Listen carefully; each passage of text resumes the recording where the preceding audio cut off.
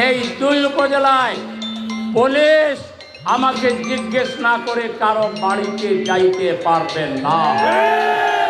আমরা এমন একটা বাংলাদেশ চাই, যেই বাংলাদেশে মামলার নামে নিরীহ জনগণকে, সম্মানিত মানুষকে, আমরা সিলেটের মানুষেরা আত্মসম্মানবোধ আমাদের রয়েছে।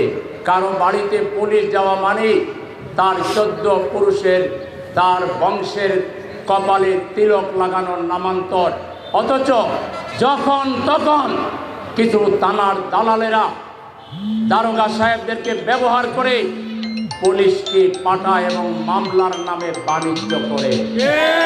ইনশাআল্লাহ আমি যদি নির্বাচিত হই, এই দুই উপজেলায় পুলিশ আমাকে জিজ্ঞেস না করে কারো বাড়িতে যাইতে পারবেন না।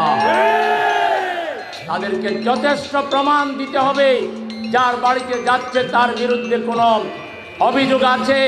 এই প্রমাণ না দেখিয়ে কোনো দারোগা সাহেব কারো বাড়িতে যাবে না। আমি ফাইনাল কথা বলে দিলাম।